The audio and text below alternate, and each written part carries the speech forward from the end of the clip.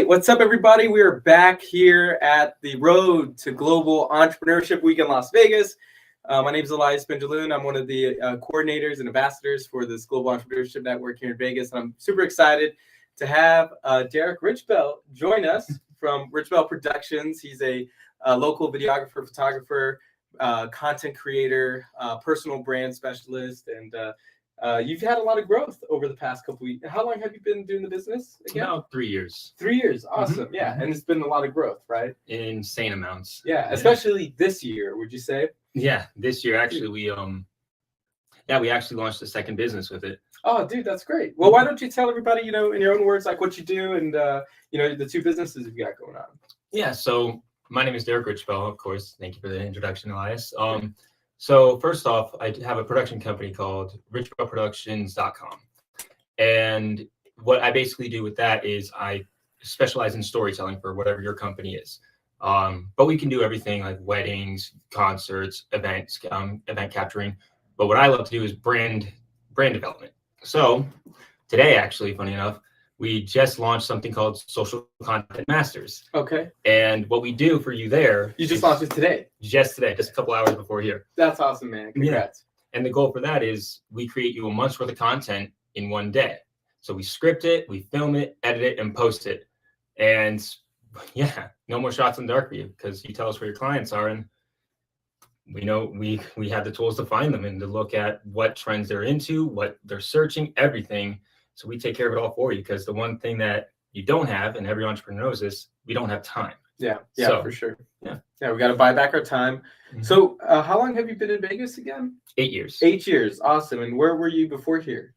Florida. Oh, man. Florida's also kind of popping. Yeah. But Vegas is definitely probably, I think one of the most popping. What did you, let's see, like, would you agree with that statement that Vegas is pretty momentous at the moment? I mean, it depends what you're looking into, I mean, if you want the party scene, I'm sorry, Vegas ain't got it compared to Florida, but well, I wasn't, sure, I would say Vegas is pretty good at partying, but yeah, they are. We're in the top 3 or 5 for sure. But, yeah. Miami's just crazy, but no, I meant for business. I know.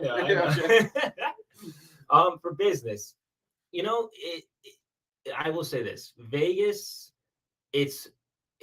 is way more business friendly. Right. Florida, government wise, everything, it's very promotional for business. But the problem with it is there's so many people there, and it's just so densely packed that it's hard to find a community of people who are interested in business. Okay. It's extremely tough. And it's like a thing of just, you usually need money before you can even meet people who are interested in doing that stuff there. Right.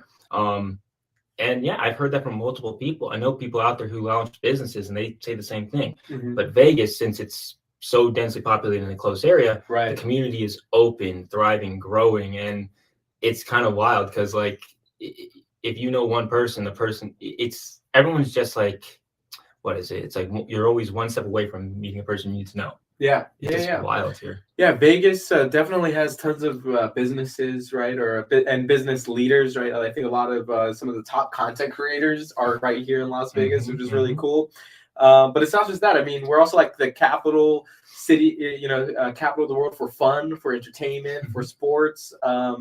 And I think the thing I'm most excited about is the fact that we get the conventions here all the time. Exactly. Right? I was going to say, yeah. Whenever business is slow, for me, I could just go to a convention, literally look up the convention center. What's going on this week? Oh, a bunch of insurance agents are meeting up. Mm-hmm. I'm going to put on a badge that says I'm a content creator or something, and literally go in there, with a camera behind me, and then get in there and then start interviewing people, and then, start building relationships and start growing business. And I'm really grateful for that. Yeah. And that's an endorsement for why people should be taking full advantage of everything Vegas has to offer. Mm-hmm. And you've been doing the same to an extent, right? Because you've done some convention conference work. Can you talk a little bit about that? Yeah. I was actually going to touch on it. Yeah. Vegas is incredible with that because everyone comes here. Yeah. And I've worked with a whole bunch of conventions, but one that I'm really liking right now is with Ryan Panita's team called WealthCon. Oh yeah, I've been seeing a lot of stuff around that. Yeah. So I got to work with Ryan Panita and his whole team and go and help out at that convention. And it's just an amazing group, an amazing environment.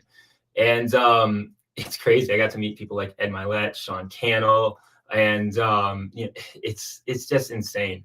it's insane some of the people you meet. Yeah. Andy Elliott as well. Andy Elliott's freaking awesome. That's cool. That's cool. And you're doing pretty much tons of videography for them, and capturing the conference recap and all that kind of jazz. Video, photo stuff, and they have some incredible teams there. So it's awesome, and just to be around that environment and just to be around people who are like, motivated and driven and want to do more. It's just so great. Absolutely. I think that's one of the big pieces, right, that folks need to get to if they're an entrepreneur.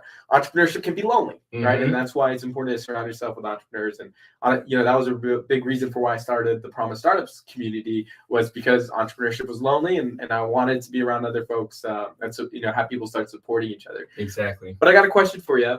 What are some of the things that you've seen in the Ed Milettes of the world, people who are executing at a high level, that they're doing that other people aren't? What are like some of the missing ingredients that you probably had some insights on? You're like, this is why they're crushing it, or some lessons that you've learned from that. It's honestly just as simple as they keep showing up. Yeah, it's like even when they don't want to, they're still there. Yeah, and they don't make excuses for it. It's just consistency and being authentic and not being afraid to just like show who you really are. That's something that a lot of people struggle with, and I never realized how many people actually struggle with just putting yourselves out there and being able to take a risk on yourself, But if you're willing to do that and just continue to do that, you're going to see success. It's just got to keep showing up. Yeah, for sure. I think that's a really great point. Consistency over time, right? You said you've been doing your video production business for 3 years, and it's like, the first 2 years is probably a lot of like eating ramen and stressing out over the next client, but there's definitely that momentum that comes, and it really only comes as a result of the consistency. Exactly. It's just one of the things where it's like you can't expect instant success. I mean, what is it? They say success in business is like a bamboo tree. It's like it doesn't do anything for 5 years and all of a sudden just explodes. Right. Yeah. And that's how it works. Yep. And you can't quit along the way, right? Nope. You gotta say it's like the same with gym and weight loss, right? Exactly. Like be working out for 6 months. It's gonna take a while to see those improvements, right? But and it's interesting because I've been working out for just that amount of time, 6 months, pretty consistently. There you go. Like 5 to 7 days a week, like Good. going ham. And then that's been cool. But what I've been put in my mindset is, all right, well, I'm not going to pay attention to the results for like 3 years. Okay. I'm going to wait, and see what the results are like, in that 3rd year mark. And then I'll be like, okay, that worked out. And I kind of think about it the same way with my business too, right? It's like, got to do this for multiple years to really see the results that we want to get after. Yeah. You can't expect instant gratification. Yeah. Honestly, it's part of the thing that I feel like it's a struggle. I feel like so many people are so used to instant dopamine hits, like on their phone, like TikTok algorithm, the Instagram, Facebook. You're so used and conditioned to just getting instant results like this. And if you look at it, it's something that really can just really throw you off. Yeah. Like you have to do a detox from that and be in love with the long game, be in love with building something that actually can grow. And a lot of people aren't willing to do that. I know people want it, but it's a tough thing to do. Yeah, wanting it, it's just not enough. No. It's not going to give you the work ethic that you need to get up at 4 a.m. Or even earlier, so you can get there before anybody else does, the setup for your shoots and everything like that. Talking about a convention or a big event. Derek, we really appreciate you being a part of Global Entrepreneurship Week. What inspired you to join? Honestly, it's just been like the community out here has given me so much, and I love to give back. It's really like crazy how night and day it's been since when I arrived to Vegas to where I am now. And the community here is very welcoming, accepting, and anyone can kind of join. Anyone can join. They just ask, like, if you're going to come here, great, and you got a great network, great support around you, and just keep showing up to these events, and you never know who you're going to meet. Yeah, absolutely. What advice do you have for business owners that want to get more content out or want to do more marketing for their business?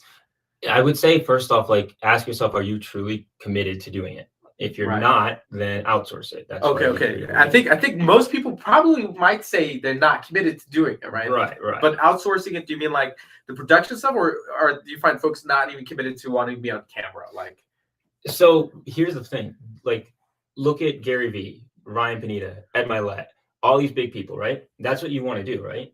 You want to have it so you can have that brand, right? Do you understand what they have going on behind the scenes, though? Oh man, I think I have a basic understanding, but why don't you tell us? So they have a cameraman with them everywhere they go. Right. To the gym, when they go golfing, every single event, when they're having dinner, whatever, they have a cameraman there, okay?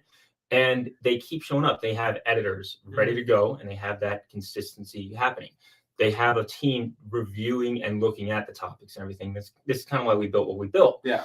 And then the other thing they do is it's just a thing where like they have it ready to go like that. Okay. Now for the events, as in like they capture the video and somebody can edit it and approve it and distribute it. At the events for WealthCon, for example, it's like less than a day turnaround, and then we have it on the screen, a quick recap so it can be more engaging with the audience. It's awesome, but it's so much synergy there. And that's what I mean. It's like if you want to really grow on it, you got to commit to it. But if you know that you don't have the time to do all that, and because you have a business to run, well, ask yourself, what are the positives and the benefits of getting a social media brand? Okay. And then if you really want those positives, do whatever it takes, invest money into it. I mean, Alex Hormozy too even said, like, I'm trying to remember perfectly, so I'm probably going to butcher it, but he hired someone and he was like, hey, I want to make this brand happen. And what do? He just was like, okay, we're going to pay this. I'm committed to it for 12 years, I think it was. So something like that. He was committed to it for a long time. He wasn't just thinking about instant results. He was committed for a long time. That's a great point, right? Because I think, we're seeing Alex Hormozy really starting to dominate in the, marketing space and entrepreneurial space as a thought leader. And he did that event that had maybe like 155,000 people live, right? So it was a great demonstration of everything. But we're kind of seeing that, after the, 5-10 plus years he's put into his business and into content creation. And it's interesting, that he made that comment, right? Because I think the juxtaposition of that is the small business owner who makes the commitment for like 3 months and then quits after 1 month and is like mad that they didn't get results. Yeah, and Gary Vee has something kind of similar. Do you know how Gary Vee started, really? Or he did he worked at his dad's wine shop, right? Yeah. He did Wine Library in 2007 or something like that, and then he launched VaynerMedia.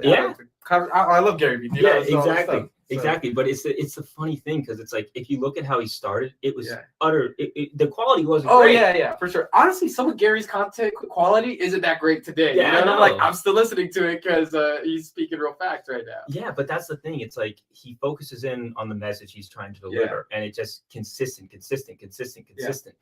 They don't miss. They don't miss because they keep showing up no matter what. And that's what's great about it. And it's not just them doing it all. They have a whole team behind them. Yeah. It's crazy, but it's like, it works. And they're committed to it. Yeah. They built empires out of it. So you were saying before this, like you were wanting to build your own personal brand some more. Are you kind of seeing yourself as wanting to compete with, not necessarily compete, because it's not competitive, right? There's like an abundance of opportunity on social media, but essentially put yourself out there at that level and like start building a lot more content. Is that something you're planning on doing? Yeah, the goal actually for me now is I want to be on a major stage before the end of next year. Oh, dope!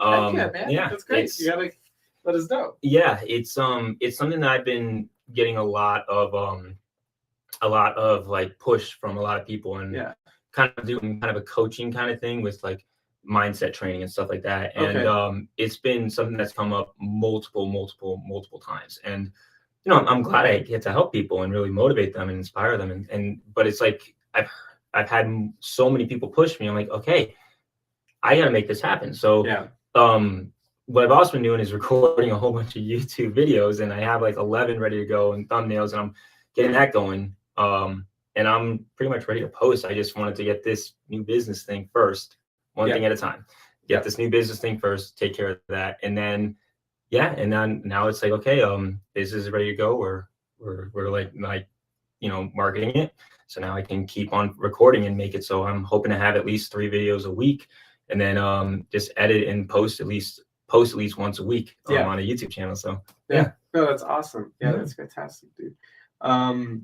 What else are you looking forward to in the new year? I mean, any exciting developments, like any other conferences that folks should be aware of, or anything coming down the pipeline?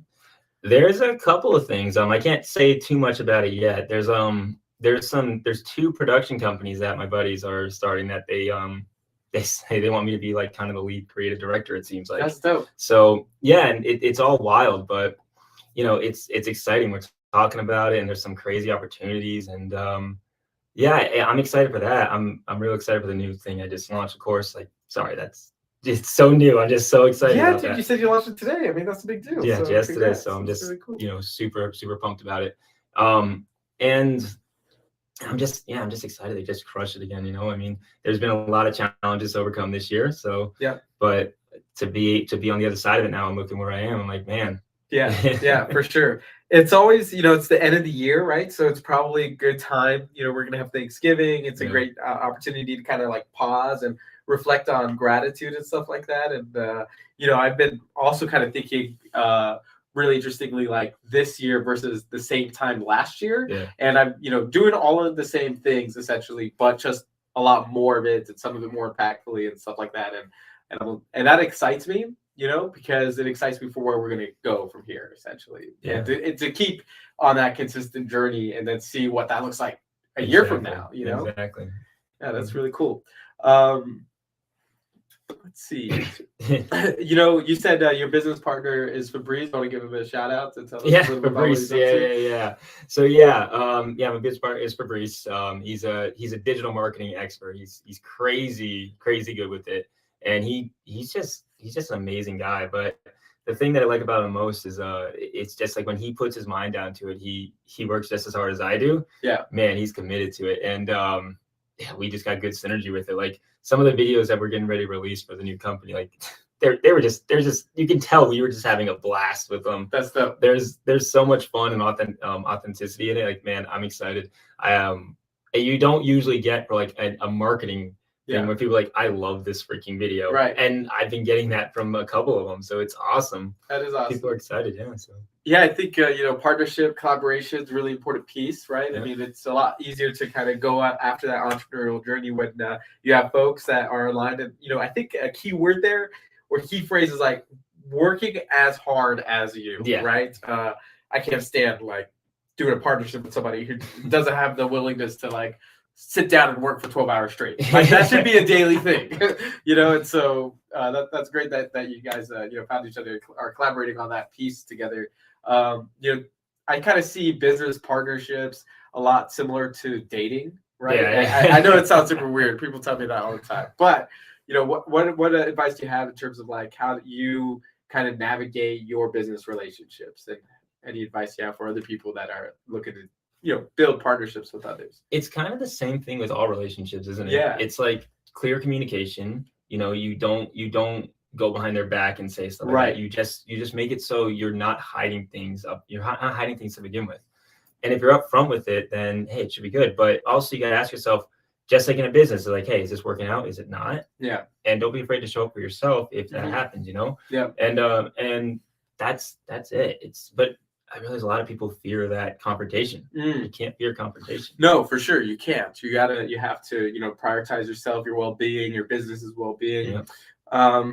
It is a lot like relationships, and you mentioned communication, not going behind people's backs, right? And is there a story behind there? No, it's really just like we all know some people who like to gossip, right? Yeah. Why? Right. So that's mindset, right? Going back to mindset. I mean, would you say like, WealthCon, probably a lot of the folks that are organizing it and attending it, would you say that there's like a huge difference in terms of mindset there that you might find there versus like 1,000 random people? Or what are your thoughts? I mean, it's maybe make an assumption. It is kind of a mastermind thing, right? Right. And when you're around it, you get more people supporting you than you know. And I've had some insane connections because of it, Yeah. now I know people out in like North Carolina, like of course California, which is right here. Yeah. But I met some people from freaking Japan over there. Oh, I'm that's like, what super the cool. heck, dude? It's wild. And it's just awesome to connect with these people who are just supportive and, you know, passionate about what they're doing. And you can just tell, like they hype you up just like you hype them up. So Yeah. it's Yeah. great.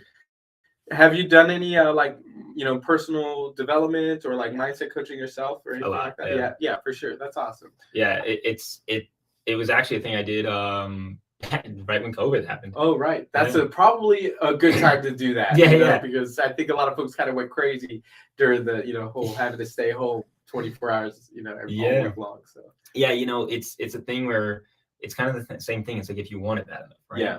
Like you got to commit to it. So I did that because I really wanted to launch a business for my own, right?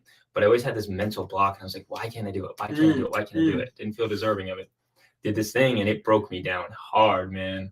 And everyone in there, every person who attended, like had some tears. You know, it was crazy, but it transformed my life in a lot of way. And I know it sounds like, hey, sipping the Kool-Aid, all that stuff, right?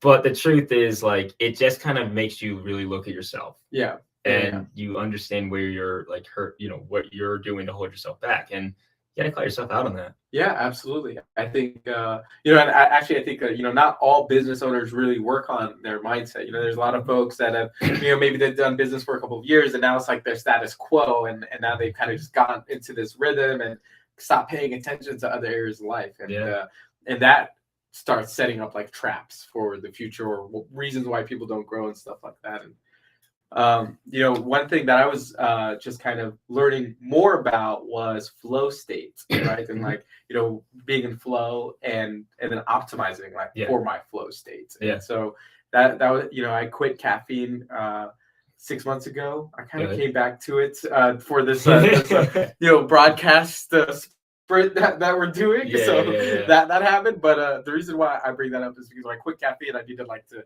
figure out new triggers to get myself into like a flow state every single day. And one of the things that I learned in that experience was this concept of like inertia in business or inertia in your workflow. And it was essentially, there's like some neuroscience behind it, which was really cool, which was essentially like a lot of people talk about wanting to do business or want to do those things. And it's when you talk about those things, you kind of get the dopamine hits, right? Because you're talking about it. But then doing the work you're not getting dopamine hits from the work. The work can be sometimes even painful and frustrating, you know, kind of work through it. And so a lot of folks find themselves in a state of inertia where they just enjoy talking about it. They don't enjoy doing work. So they're like, oh, I love this idea. And then I go sit down in the office and then they just can't do it, right?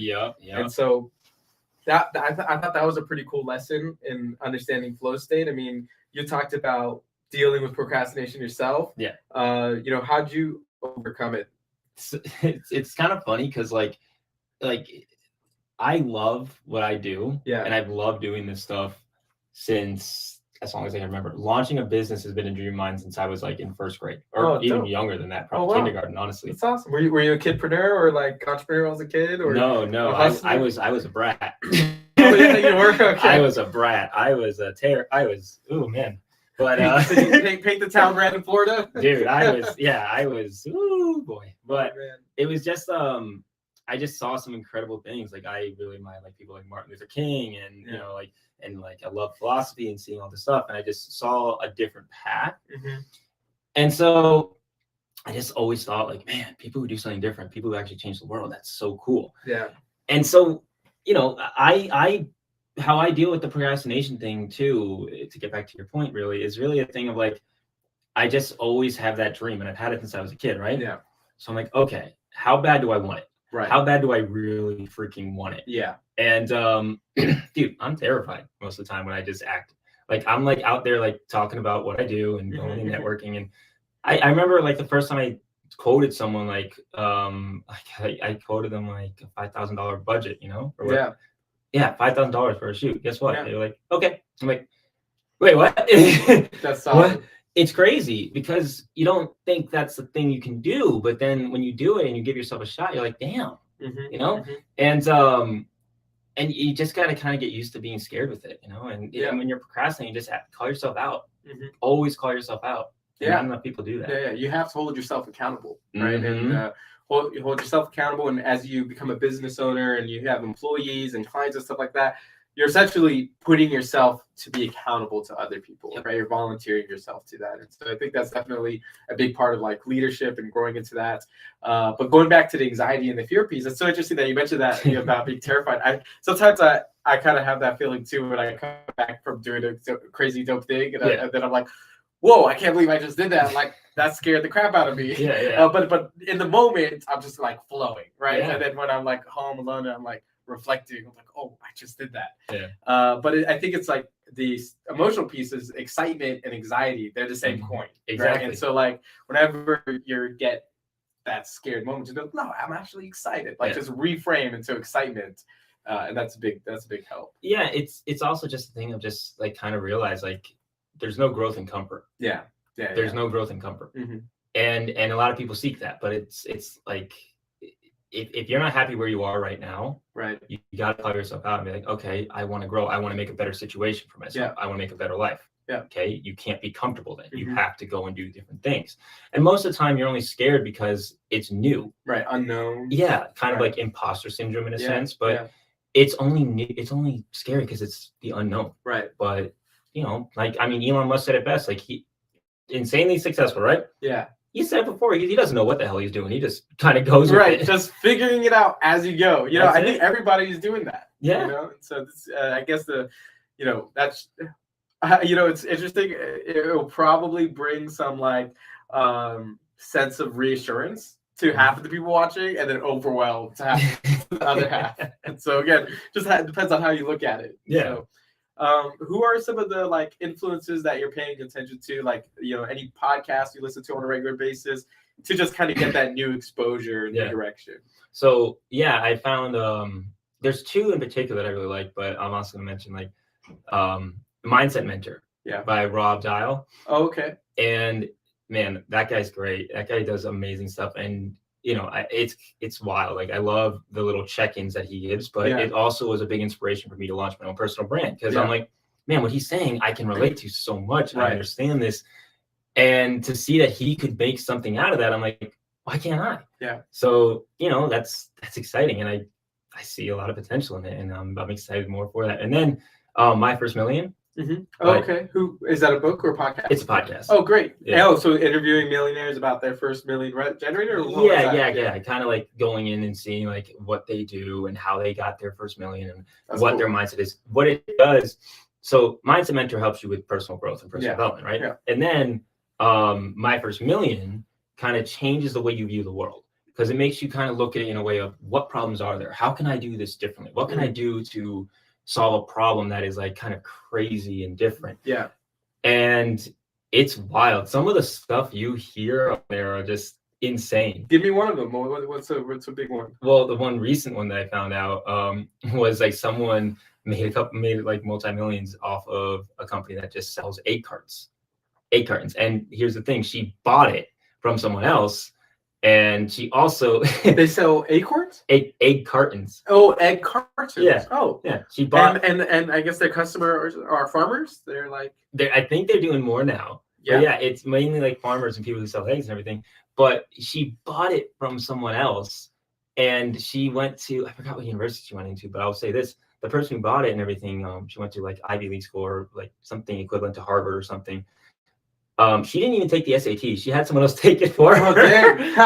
That's wild. I don't know how she did that, but it was just wild though. I'm just listening to this story. I'm like, man, this is a person who like found a way. And then did all this cold calling to find businesses that she could buy that's making a certain amount. And she just did it over and over. Even wore shirts with like, I want to buy your business, with a freaking QR code in the back. Oh, that's so cool. Everything she could. And she became a major success. That's awesome. And My First Million, amazing podcast. If you haven't checked it out, really, really do. It's just wild. Like some of the things you hear on there, like it's so cool though. But it inspired me a lot, and I still listen to it a lot. And funny enough, like when one of the previous ones, they mentioned the exact business model that I just launched. Oh, dope. So I'm like, that's awesome. Okay, this is cool. So I'm hoping that I can get a little shout out from them or something. Oh, heck in yeah. the future, Yeah, that's awesome. The video marketing space for sure is one of the fastest growing spaces right now, and so it's really exciting. All of the possibility that's there. Yeah. What about adversity? I mean, are there any stories of adversity that you're willing to share, or at least in terms of like how you found yourself overcoming certain adversities? Right. I think anybody who's adversity doesn't have to deal with whether you're a small business or a big business. Anybody at any point can deal with it. But oftentimes when it comes up, it has the potential to knock you down, right? Or to prevent you from getting back up. And so, share a little bit about that, please. So the one thing motto I have in my life and in my head all the time is like, it's like, who am I living for? Right. Okay. Am I living for the person who's doubting me? Am I living for the people who have expectations of me? Or am I living for me? Yeah. And that's just in all aspects of life. That's why I can be such a weirdo when I go out dancing. I love it. Dance like nobody's watching. I live my life as if it's like, tomorrow's not promised. Yeah. Right. So I just kind of say, okay, I'm living for me. Tomorrow's not promised. Well, I'm going to show up for me. Yeah. Show up for me. And that's how I always am. And the other thing too is like, it's just a thing of when you ask yourself that, because people will always give you adversity, but you just got to remind yourself that one thing. It's like, live for you. And then it just all kind of falls apart. You can understand these people just are scared, or they're trying to tear you down, kind of like the crabs in the bucket philosophy, where a crab tries to escape and all the rest will drag him down. But the truth is, just ask yourself, who are you living for? You or them? And if you aren't living for you, if you aren't doing things for you, then that's not going to work. That's a great gut check. Regret. Yeah, absolutely. I don't have regrets. Yeah. I have lessons, like a lot of lessons we learn in life, but no regrets. Yeah. No, that's awesome. Going back to Global Entrepreneurship Week, right? That's next week. And so we got some really cool events, right? Like on Monday, we've got Ahern Hotel. Tuesday, we've got a couple AI classes going on. I know Megan from Titan AI is doing a panel, and then I'm also doing a class on AI as well with Score. And Wednesday, we have like I think various events that day too. We have like 2 different youth groups hosting entrepreneur events. And then Saturday, we're going to cap it all off with Tech Alley, right? Do a huge launch over there. Sunday, we're doing a pizza party. Will we get to see you at any of these events? Any of them came on your calendar yet? Yeah, absolutely. Which one are you excited about? Probably towards the end of the week, because we also, one of the projects I was saying, we're actually heading to Big Bear for for like, I think 2 days, it looks like.